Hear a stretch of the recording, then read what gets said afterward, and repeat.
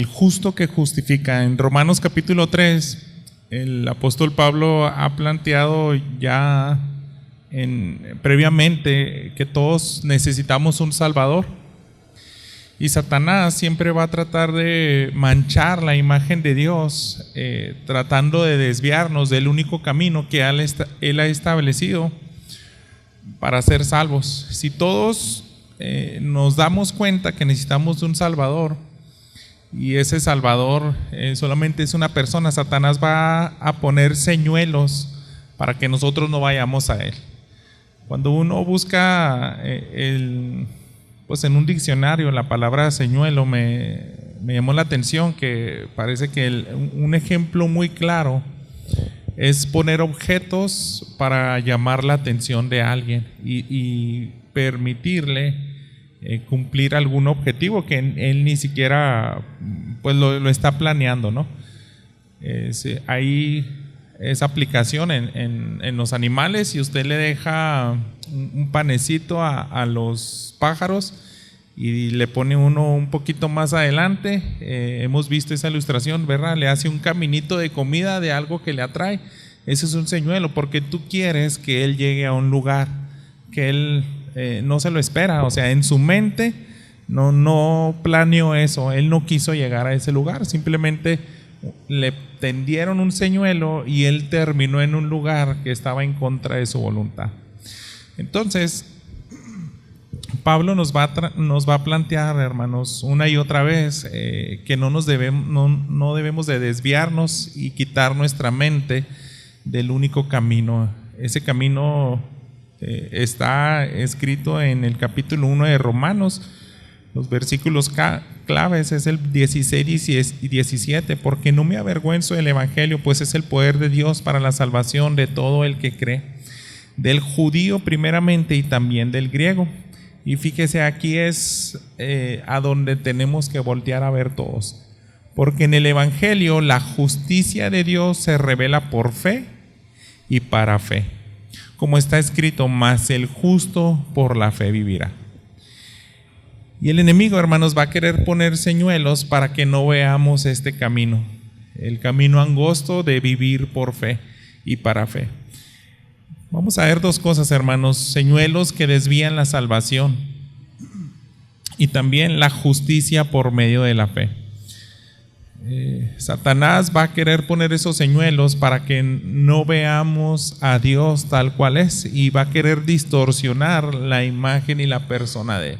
Si Él es el Salvador y es un juez justo, Él va a querer distorsionar esa imagen de Él. Entonces nos va a poner muchas trampas, muchas religiones, muchos pensamientos, de los cuales el apóstol Pablo en este capítulo 3 se ha encargado de abarcar bastante razonamientos humanos, de los cuales nosotros pudiéramos pensar, y el enemigo sobre todo introducir en las mentes de aquellos que ya están en el camino hacia la vida, y los va a querer distraer y hacer dudar de la persona de Dios.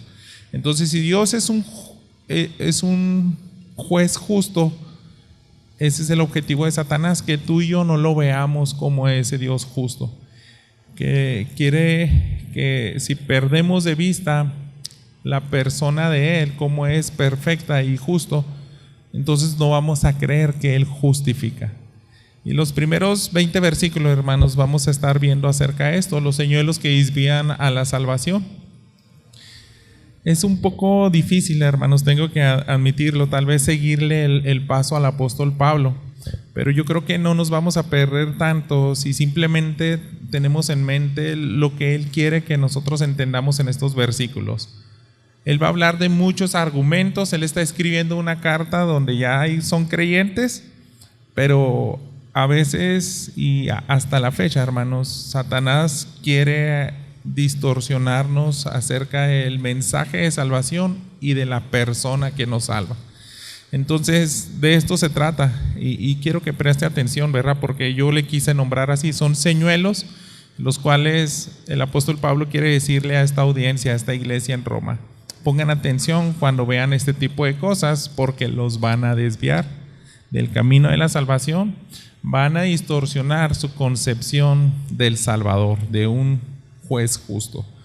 Déjeme leerle primero los 2 versículos. Dice: ¿cuál es entonces la ventaja del judío? ¿O cuál el beneficio de la circuncisión? Grande en todo sentido.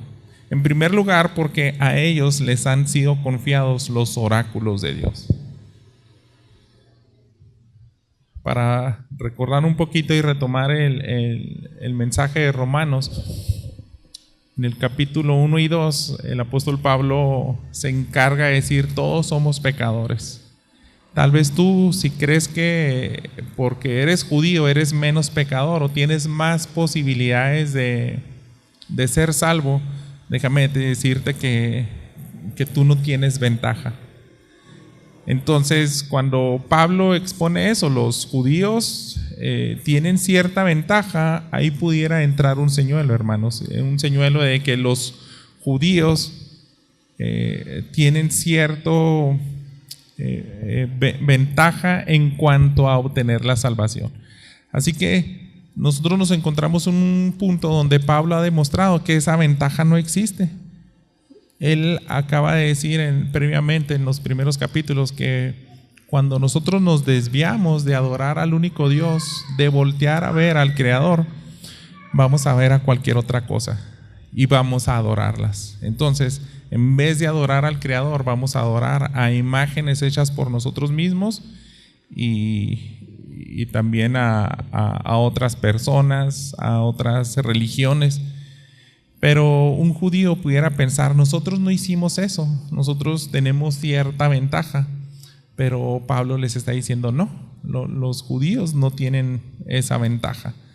Y de eso empieza a hablar en el capítulo 3. ¿Cuál es entonces la ventaja del judío? Entonces, ¿de qué sirve que ellos hayan sido la nación escogida? Y nos encontramos en ese punto donde Pablo demostró que los judíos no tienen ventaja ante los gentiles para obtener el favor de Dios. Pero no se debe menospreciar de todas formas, hermanos, el ser judío.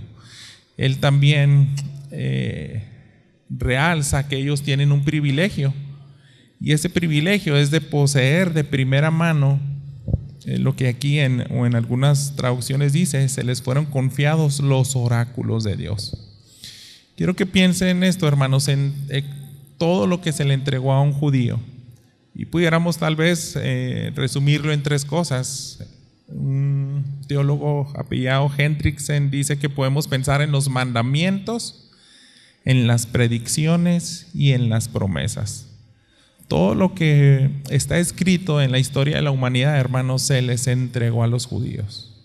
Los mandamientos para que ellos vivieran conforme a la voluntad de Dios, las predicciones de lo que va a pasar a lo largo de la historia, y promesas a las cuales aferrarnos como quien adora a un Dios y espera que cumpla su palabra, ¿verdad? Entonces esa es una ventaja que tienen los judíos, pero no debemos de exaltarla demasiado. ¿Por qué? Porque ellos fallaron, hermanos. Ellos se encuentran en el mismo nivel de nosotros, que son humanos afectados por el pecado, y aunque sea judío y pensáramos que tienen esa cierta ventaja, no les sirvió de mucho, ¿verdad? Vaya al versículo 3 y 4, dice lo siguiente: entonces, ¿qué? Si algunos fueron infieles, ¿acaso su infidelidad anulará la fidelidad de Dios? De ningún modo. Antes bien, se ha hallado Dios veraz, aunque todo hombre se ha hallado mentiroso, como está escrito: para que seas justificado en tus palabras y venzas cuando seas juzgado. Y este señuelo, hermanos, se trata de que en alguna manera Satanás quiere hacer ver mal a Dios. ¿Por qué? Porque el hombre hace una declaración categórica aquí, Pablo, donde dice: Dios sea veraz y el hombre mentiroso. Dios es infiel porque está realzando la infidelidad del hombre. Quisiera, hermanos, que entendiéramos que hasta la fecha muchos tienen esa opinión de Dios. Dios es malo pues porque nosotros pecamos, entonces Él nos permite pecar Él hizo un árbol en el cual se nos permitió ir en el camino del conocimiento del bien y el mal. Pero lo que está pasando aquí, hermanos, es que cualquier argumento que alguien nos quiera decir, no confíes en Dios, Él no es del todo perfecto. Pablo está diciendo, no, es al contrario. Nosotros somos los necesitados de perdón. Nosotros somos los infieles y por eso mismo Dios tuvo que demostrar que Él es fiel. Si Él dio mandamientos, si Él dejó establecido un camino y el hombre no lo pudo llevar a cabo al pie de la letra como Dios los estipuló, Dios es injusto, Dios es infiel. ¿Por qué? Porque les dio algo imposible de seguir. Pero está diciendo aquí la palabra, dice, no es así. La referencia que el apóstol Pablo utiliza en el versículo 4 es una cita al rey David. Y quiero que leamos otra vez ese versículo. Antes bien, se ha hallado Dios veraz, aunque todo hombre se ha hallado mentiroso, como está escrito. Y aquí cita al rey David, para que seas justificado en tus palabras y venzas cuando seas juzgado. Tal vez nos llegó un poco diferente a la referencia que es el Salmo 54, y quiero que vaya allá, hermanos. En este salmo podemos entender que estas palabras del rey David, inspirado por el Espíritu Santo, le da una comprensión de que jamás podremos culpar a Dios de injusto, de infiel o de alguien malo, alguien imperfecto. Entonces usted puede ver que es una oración en los primeros versículos donde David está clamando al Padre. Es Salmo 51, perdón, hermanos. En este salmo donde David confiesa de haber pecado contra Dios en su caída con Betsabé, él dijo las siguientes palabras: ten piedad de mí, oh Dios, conforme a tu misericordia, conforme a lo inmenso de tu compasión, borra mis transgresiones, lávame por completo de mi maldad y límpiame de mi pecado, porque yo reconozco mis transgresiones y mi pecado está siempre delante de mí. Fíjese el versículo 4, contra ti solo he pecado y he hecho lo malo delante de tus ojos, de manera que eres justo cuando hablas y sin reproche cuando juzgas. Está realzando, hermanos, cómo juzga a Dios. Y David deja bien claro, aquí el único que es justo y que es bueno y perfecto es Dios. Él se está admitiendo, después de haber ocultado muchos días la culpa, está diciendo, no, el hombre, o sea, yo soy el pecador, yo soy el que necesita un juez que lo perdone y que tenga misericordia de él. Y entonces esa es la referencia que usa el apóstol Pablo, como la misma escritura en el pasado nos ha enseñado que a Dios no le podemos culpar de imperfecto. En los versículos 5 al 6, regresando a Romanos capítulo 3, pudiéramos seguir en ese razonamiento de que Satanás quiere poner un señuelo para que nosotros poco a poco dudemos y creamos que Dios es justo. Fíjese cómo dice aquí, versículos 5 y 6. Pero si nuestra injusticia hace resaltar la justicia de Dios, ¿qué diremos? ¿Acaso es injusto el Dios que expresa su ira? Hablo en términos humanos, de ningún modo, pues de otra manera, ¿cómo juzgaría a Dios al mundo? Así plantea Pablo todas estas objeciones. Está, no sé si lo nota, como si estuviera anticipando a las palabras que pueden hacer la iglesia en Roma. Nos estás tratando de explicar el evangelio y nos dices que Dios es injusto, pero ¿por qué si nuestra injusticia es claro que resalta la justicia de Dios? Se me hace que Él se quiere poner en un pedestal, que las luces le alumbren a Él, pero solamente porque nosotros somos los malos. Y esa, hermanos, es otra manera como Satanás quiere engañar al mundo. Es decir, ve a Dios. Si Dios fuera perfecto, no permitiría que nadie pecara. Pero si hay pecado en nosotros, me hace que el que es injusto es Dios. Si Él es el soberano, por qué permite o por qué se ha desbordado la maldad, porque hay injusticia en los hombres. Entonces, Pablo quiere quitar todas estas objeciones, porque es el diablo lo que plantea en la mente tanto del creyente, pero también del incrédulo. Es decirle, no le hagas caso a los creyentes, no le hagas caso al cristianismo. Ellos tienen un Dios injusto. ¿Por qué? Porque es bien claro, si todos somos pecadores y quieren hacer ver a Él como el único perfecto. Pero Pablo está haciendo declaraciones, hermanos, que nosotros tenemos que abrazar con fe. Fíjese en el versículo 6, de ningún modo Dios es injusto. Pues de otra manera, ¿cómo juzgaría a Dios al mundo? Y ese argumento, hermanos, es que nosotros lo comprendemos, ¿no? En la línea terrenal. Si hay un juez que imparte justicia, lo que esperaríamos es que tenga una ética moral. Dijera, no, él es el que puede ejercer justicia porque es un buen ciudadano. Si nosotros viéramos a alguien ejerciendo justicia, pero su vida es incongruente y es alguien corrupto, es alguien que peca y que no está respaldando todo su oficio como juez, nosotros le quitaríamos esa autoridad. ¿Por qué? De eso se trata, ¿verdad? Que el juez, el que va a impartir veredictos, tiene que ser perfecto.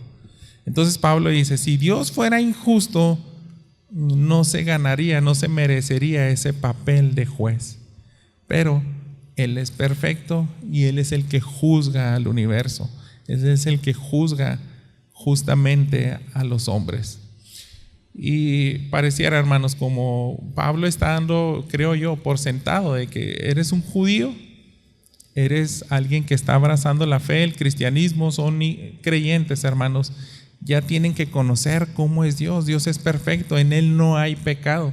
Y cuando alguien quiere atribuirle injusticia a Dios, dice, nunca lo acepten. Dios no podría juzgar si hubiera en Él injusticia. Entonces, es como decir, apártate de ese señuelo. De ninguna manera aceptes ideas donde hagan querer ver muy mal a Dios. Y esa idea la continúa como planteando en nosotros los razonamientos humanos o cómo lo veríamos nosotros usando nuestra lógica para defendernos.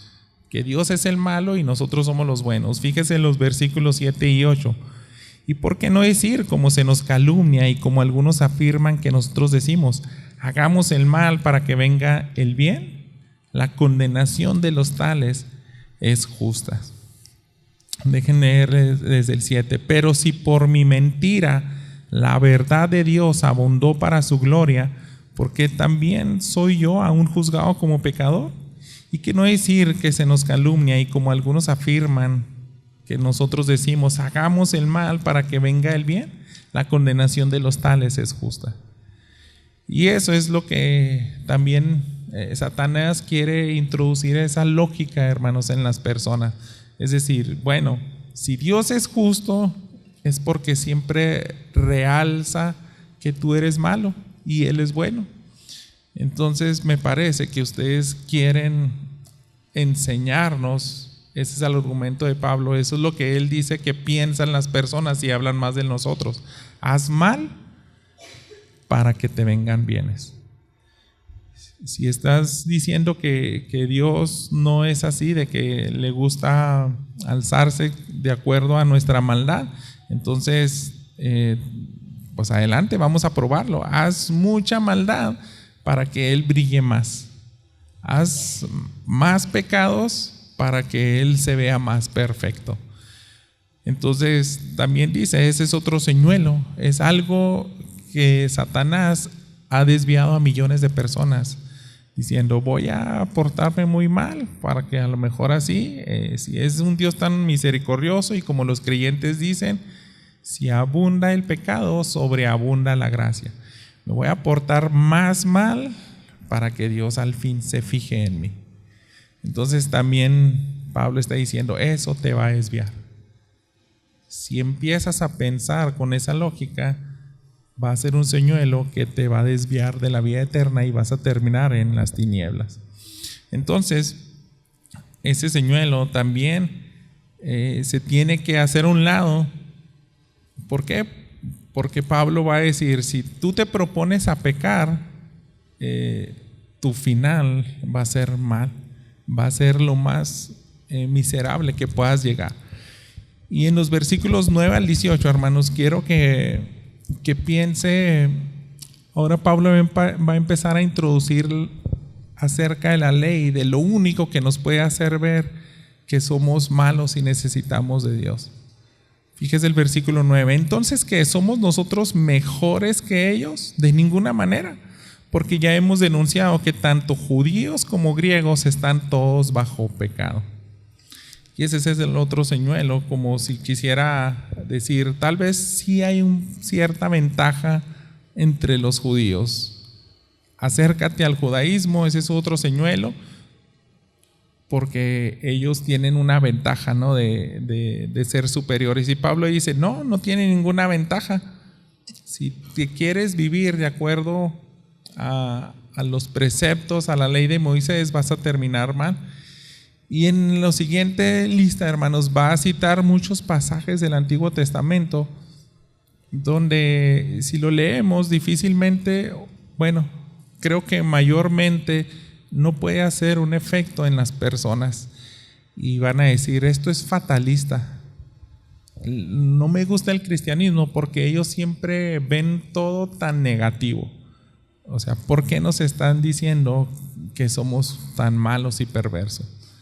Pablo está escribiendo una iglesia y si ustedes se sentaran en esa congregación, a lo mejor se ofendería y dijera, esto no es para mí, Pablo.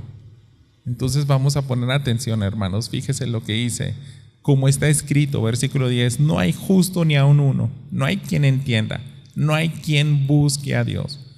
Todos se han desviado, aún se hicieron inútiles. No hay quien haga lo bueno, no hay ni siquiera uno. Sepulcro abierto es su garganta, engañan de continuo con su lengua. Veneno de serpientes hay bajo sus labios. Llena está su boca de maldición y amargura.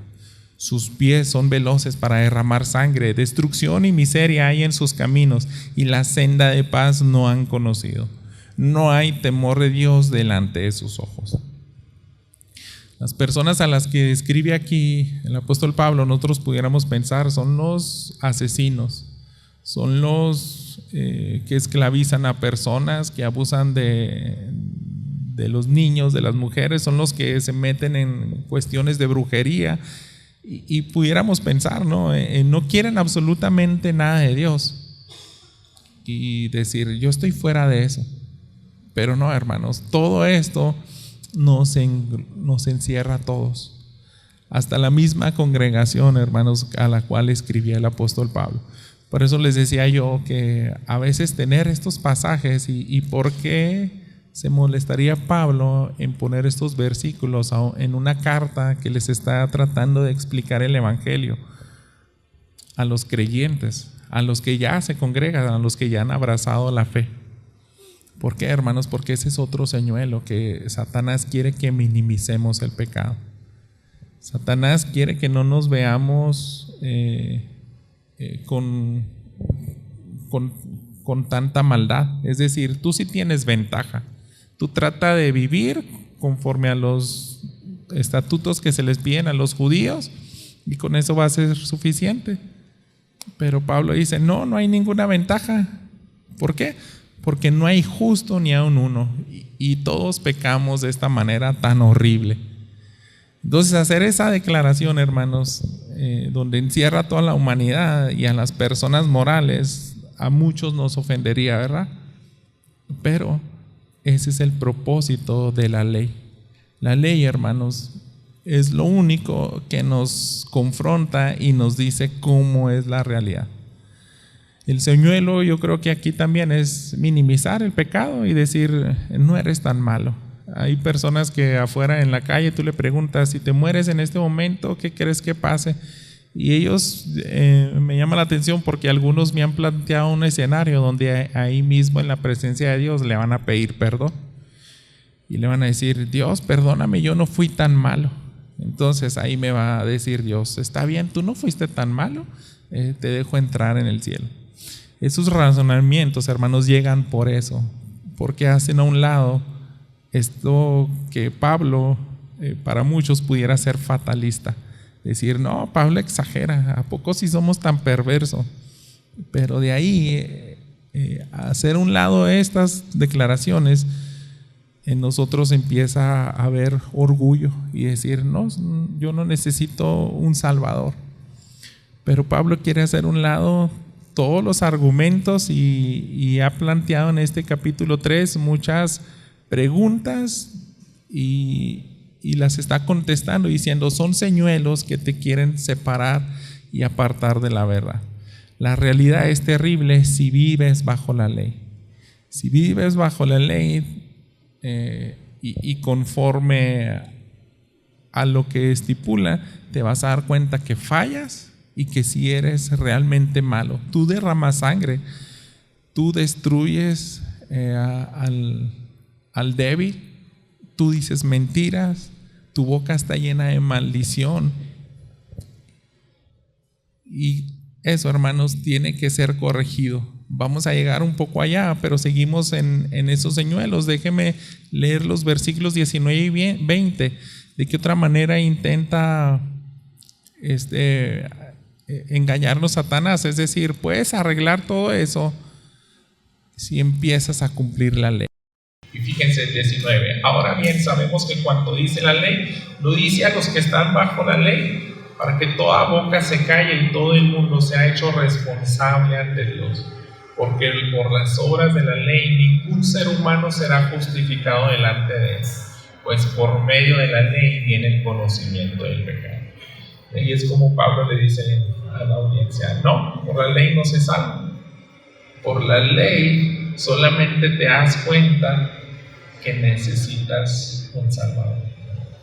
Entonces ahí también queda descartado. Esta es una ventaja para todos, hermanos. Si nos exponemos a la ley en ese sentido de que nos diga cómo soy yo, de vernos en un espejo, y nos vamos a encontrar cada vez más y hacemos un buen uso de ella, que todo lo que citó Pablo en los versículos anteriores, donde dice: todos se han desviado a una, se hicieron inútiles, no hay quien haga lo bueno, no hay ni siquiera uno. La ley puede producir eso para que si penetre esas palabras, digas: es verdad, yo necesito un Salvador. Pero nunca te vas a dar cuenta de eso, no vas a dejar de verlo fatalista, sino lo vas a ver con una gran realidad y decir: sí, es cierto, estoy en un verdadero peligro. Y ahí esa es una ventaja. Y eso te apunta a un camino que es el único que te va a permitir tener una justicia. Estamos hablando del Dios justo, que tiene todo el derecho a condenar a la humanidad porque somos pecadores, pero se me hace tan glorioso, hermanos, que en este capítulo 3 ya Pablo está diciendo: esa ley, aparte de esa ley, existe esperanza. Y es lo que vamos a ver ahora, hermanos, la justicia por medio de la fe. Aquí es donde se puede percibir algo pesado hasta donde hemos abarcado estos primeros 2 capítulos y la primera parte de este capítulo 3, porque solamente se ha encargado Pablo de decir: eres malo, no tienes ningún lugar a donde hacerte para decir que tienes ventaja sobre los demás para obtener el favor de Dios. Y al fin, hasta que nos acorrala y nos hace ver que necesitamos ese Salvador, fíjese el versículo 21. Pero ahora, aparte de la ley, la justicia de Dios así ha sido manifestada, confirmada por la ley y los profetas. Esta justicia de Dios por medio de la fe en Jesucristo es para todos los que creen, porque no hay distinción, por cuanto todos pecaron y no alcanzan la gloria de Dios. Entonces, siempre hemos resaltado, hermanos, que los peros de Dios son gloriosos. Aunque ya les demostré que todos podemos poner excusas y tratar de echarle la culpa a Dios, que Él es injusto, que se está realzando su justicia a costa de nuestra maldad. Él está diciendo no, no es así. Pero a raíz de esa realidad de que hay una ley que nos hace ver malos, entonces ahí es donde empieza la esperanza. Dice ese versículo 21 nuevamente, pero ahora aparte de la ley. Entonces la ley tiene esa función, y cualquier otro señuelo que nos desvíe lo que viene aquí, hermanos, es lo que debemos desechar. Porque si hay algo a lo que quiere apuntar el apóstol Pablo en este capítulo, es lo siguiente: la justicia de Dios ha sido manifestada, confirmada por la ley y los profetas. Confirmada con la ley y los profetas. ¿Por qué? Porque la ley y los profetas te están diciendo: no puedes ser perfecto ante Dios con tu propio mérito, con tus propias fuerzas. Trata de seguir el camino de la justicia y te vas a dar cuenta que estás lejísimos de cumplirla. Te vas a dar cuenta al fin de que no hay justo ni aun uno. Entonces tienes que tomar el camino angosto, y solamente hay una manera en la cual vas a ser justificado. Y esa justificación se va a abrir para todo ser humano, seas judío o no. Es lo que está recalcando en el versículo 20, porque por las obras de la ley ningún ser humano será justificado delante de él, pues por medio de la ley viene el conocimiento de pecado.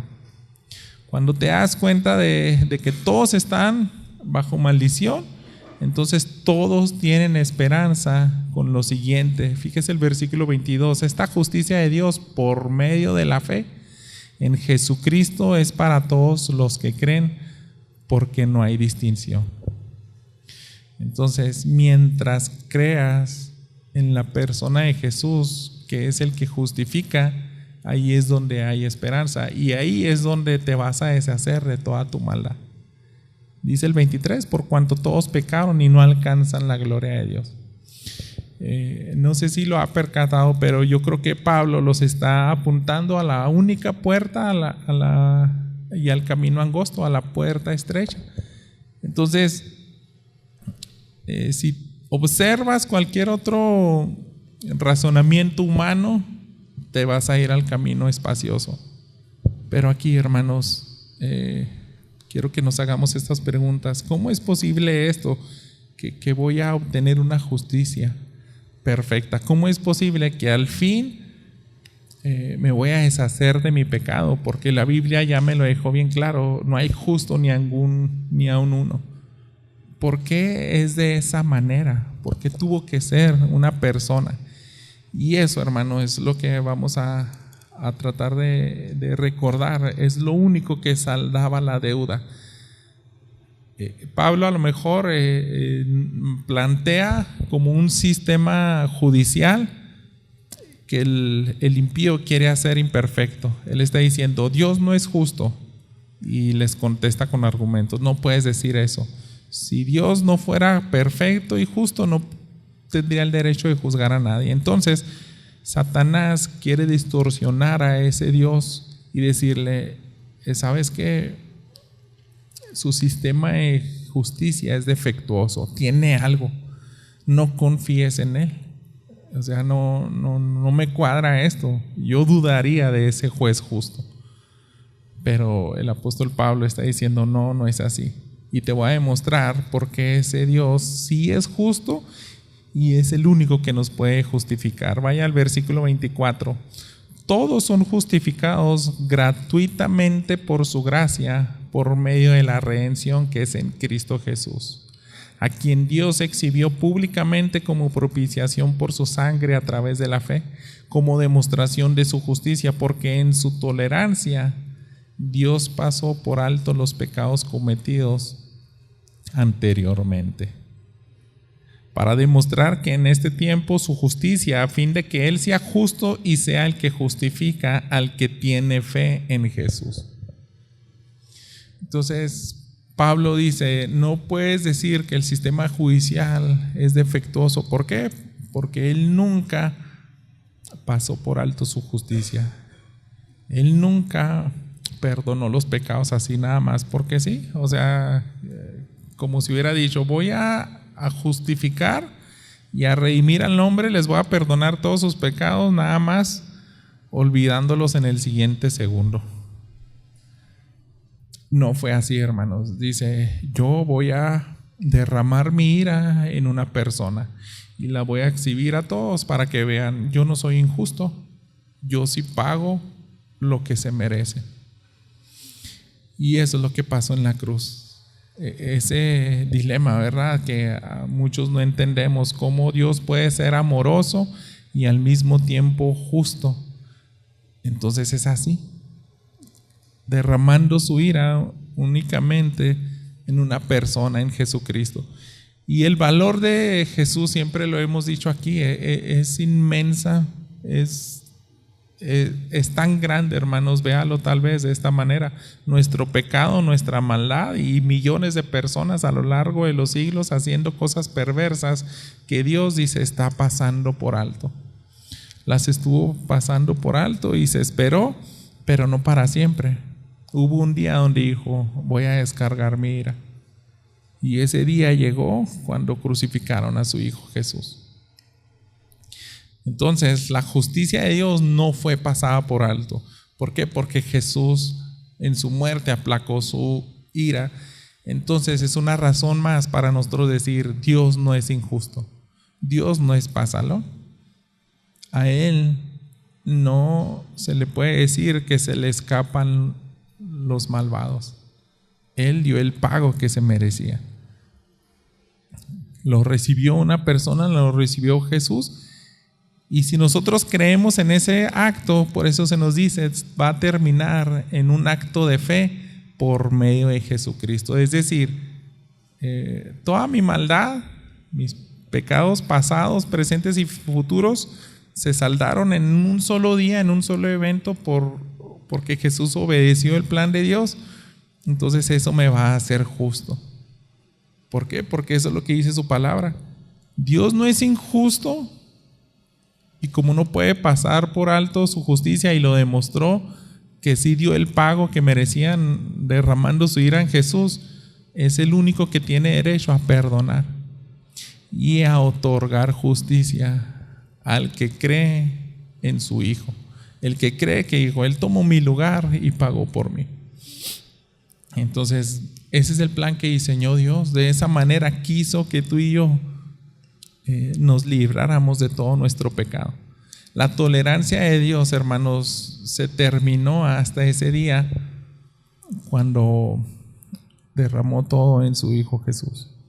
Cuando dejó que lo llevaran a una cruz, que se burlaran de Él, que lo abofetearan, que lo clavaran, ¿verdad? Y eso es lo que recordamos hoy, hermanos, en este primer domingo de mes que acostumbramos a tener la cena del Señor. Tenemos que pedirle a Dios, ayúdame a entender esto, porque si no voy a dejar de admirarme, voy a voltear hacia otro lugar y voy a dudar de que tú eres un Dios justo.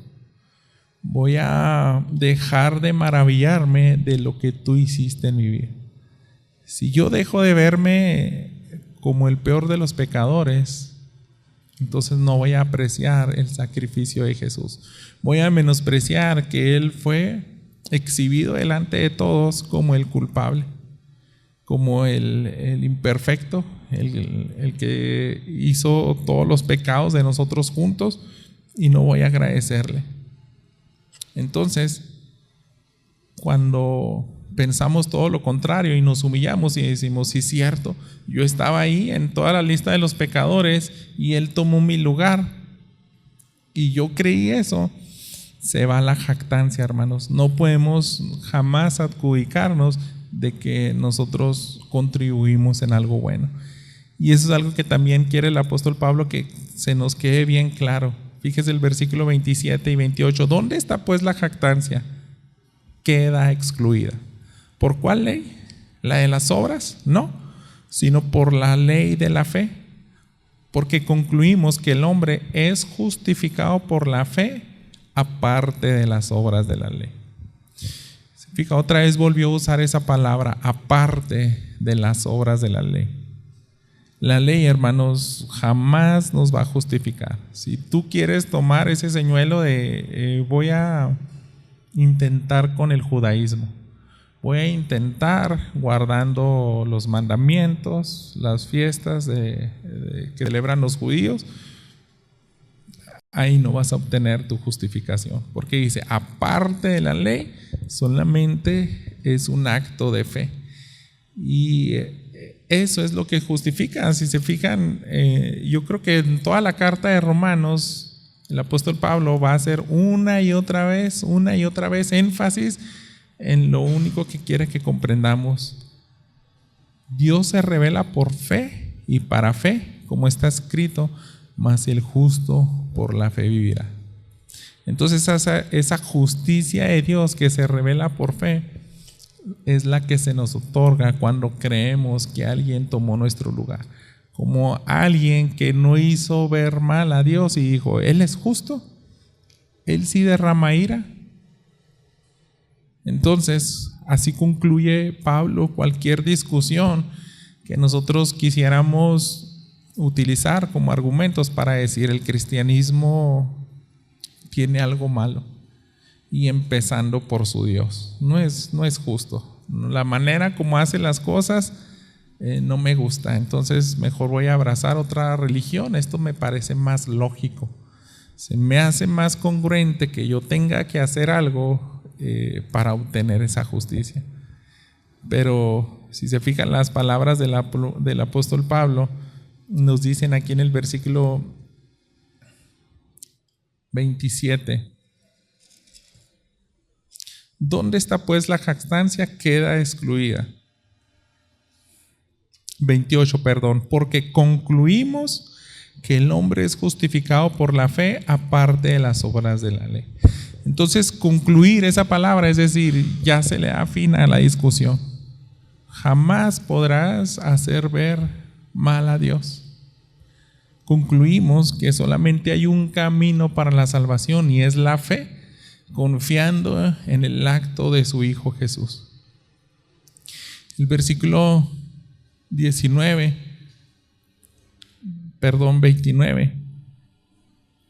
dice, ¿o es Dios el Dios de los judíos solamente? ¿No es también el Dios de los gentiles? Sí, también de los gentiles, porque en verdad Dios es uno, el que justificará en virtud de la fe a la circuncisión y por medio de la fe a los incircuncisos. ¿Anulamos entonces la ley por medio de la fe? De ningún modo, al contrario, confirmamos la ley. Si el apóstol Pablo se pasó los primeros 2 capítulos para englobar a toda la humanidad, sean judíos o no judíos, como pecadores, ahora está diciendo, tanto judíos como no judíos tienen esperanza solamente por la persona de Jesús y ese acto de entregar su vida, ¿verdad? Y así se confirma la ley. La ley, acuérdense que el propósito es vernos como realmente somos sin Dios, rebeldes, pecadores. Creo que el apóstol lo explicó también con buenas palabras. Si me quiere acompañar a su carta de Gálatas, en el capítulo 3, los versículos 23 y 24. Él escribió lo siguiente: antes de venir la fe estábamos encerrados bajo la ley, confinados para la fe que había de ser revelada. De manera que la ley ha venido a ser nuestro guía para conducirnos a Cristo, a fin de que seamos justificados por la fe. Pero ahora que ha venido la fe, ya no estamos bajo el guía, pues todos ustedes son hijos de Dios mediante la fe en Cristo Jesús. Y aquí se nos recuerda, ¿verdad?, ¿cuál es el propósito de que Dios haya dado la ley de Moisés? De que nos haya dejado mandamientos, para que cuando estemos pecando, hermanos, solamente hay un libro inspirado por Dios que nos puede decir: eso estuvo mal, eres alguien terrible y en el sistema judicial de Dios eres deudor a un castigo. Y hasta que esa ley nos despierta, nos va a señalar al único Salvador. ¿Sabes que hay alguien que cumplió esa ley de manera perfecta? Y Él no permitió que Dios pasara por alto los pecados. Él dijo: tomo el lugar del que merece el castigo y derrámalo sobre mí. Y tú vas a seguir siendo justo porque no pasas por alto el pecado. Y a la misma vez, si alguien confía en que yo tomé el lugar de ese pecador, puede decirle a Dios: dame la justicia que Jesús obtuvo a mi favor. Yo la reclamo. Yo creo en eso. Yo me quiero aferrar en eso, en esa promesa. Y el evangelio, la carta de Pablo a los romanos, cuando nosotros la estudiamos, hermanos, es lo que abre el entendimiento de las personas. De los libros que mayormente pudiéramos, a lo mejor estadísticamente, ver en los testimonios de las personas, si ahí tenemos el compendio más completo del evangelio y de la historia de la humanidad, del Salvador que vino a rescatarnos, entonces vamos a entender estos capítulos. No puedo escuchar cualquier otro engaño de Satanás, porque la Biblia solamente me apunta a un acto de fe, y es a una persona, y esa persona se merece mi adoración, mi agradecimiento. ¿Por qué? Porque aquí podemos ver que Dios no es injusto, hermanos. Dios, todo lo contrario, es alguien que quiere atraer a las personas a esa salvación. Y dejó que uno de sus discípulos, uno de sus hijos, el apóstol Pablo, nos dejara una carta tan maravillosa para darnos esperanza. No dejes de asombrarte y agradecer por lo que hicieron para ti. Esa sería, yo creo que la aplicación que te invitaría a que te lleves. Si nosotros podemos estar aquí y piensa: ¿cuántas cosas he hecho mal? ¿Cuántas cosas me han traído consecuencias a causa de mi pecado? Piensa tal vez: ¿por qué tengo este malestar? Y puede ser de cualquier índole: emocional, una enfermedad, una consecuencia de una mala acción. Siempre volveríamos a que estamos afectados por el pecado. Si no puedo dormir bien, entonces a lo mejor estoy desconfiando de Dios. O a lo mejor no, yo trato de hacer todo bien, pero pasa algo en mi cuerpo y tal vez mi mente necesito medicamentos, es algo químico, pero ¿de dónde fue la raíz de eso? Pues de la caída humana, hermanos, del pecado de Adán y Eva, que nos trae muchas consecuencias. A lo mejor tú puedes decir: yo no vivo al 100, no vivo con paz, pero no es porque yo sea una mala persona, sino porque alrededor de mí hay tanta maldad y me agobia. Entonces, de todas formas, tienes que aferrarte a que todo está mal y hay uno que lo puede arreglar, es Cristo Jesús.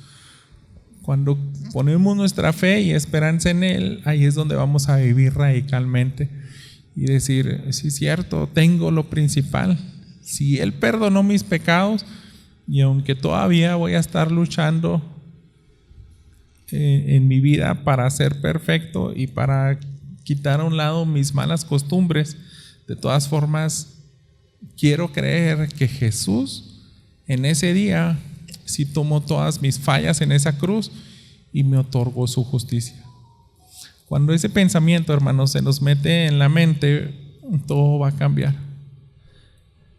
El día de ayer me tocó recibir a los pastores y amigos con los cuales oramos, y a veces decimos: pues vamos a tratar de arreglar el mundo, así como a manera de chiste, porque hay cierta carga, ¿no?, en qué pasa en las iglesias. Y alguien mencionaba: tenemos que predicar a veces empatía, decir yo sé cómo te sientes y te voy a dar un mensaje para que te sientas mejor. Y creo que hasta cierta manera, hermanos, eso es válido, pero yo les decía, no, más bien, cuando entiendan qué hizo Jesús, cuando entiendan el problema principal, de dónde viene todo el pecado y las consecuencias, y que hubo alguien que lo saldó y que nos da esperanza, ahí es donde vamos a tener paz. ¿Por qué? Porque vas a conocer a Dios como es justo y el que justifica. Cuando te aferres a esa verdad, se van a ir todas tus cargas y vas a decir, hay un futuro donde todo esto va a ser arreglado. Yo soy salvo de una eternidad separado de Dios, y cuando Él venga a restaurar todo, yo voy a estar ahí para contemplar que soy oveja de su rebaño. Y hermanos, en esta mañana hemos visto el justo que justifica, y tenemos que orar y pedirle a Dios, no dejes que nada nos haga dudar de ti, de que eres un Dios que no se te puede atribuir maldad, injusticia, que tu sistema de salvación es imperfecto. Todo lo hiciste perfecto porque tú mismo enviaste a tu Hijo, tú mismo como Dios Hijo quisiste someterte a la justicia del Padre, y Él derramó su ira hasta que se sació y dijo, basta, ya me calmé, ya no hay ningún pecado que pueda pasar por alto porque todo lo derramé en mi Hijo Jesús. Cuando creemos en eso, pues es lo que celebramos hoy, hermanos, con tanta bendición, ¿verdad? Podemos decir, me puedo poner delante de Dios y no me voy a jactar. Voy a decir, yo no hice nada, todo lo hizo Jesús. Lo único que me quedaría a mí hacer es agradecerle, es adorarle, es vivir con más compromiso y decirle, tú sufriste por mí, yo quiero hacer algo por ti. Yo quiero cada vez serte más fiel, cada vez no dudar de ti, de tus promesas, y voy a comprometerme a vivir bajo tu voluntad. Entonces vamos a seguir meditando en esto, hermanos, y le pido al grupo de alabanza, tiene un canto más. Yo creo en lo que los maestros escuchan la música, se pueden acercar a ellos para después tener la cena del Señor.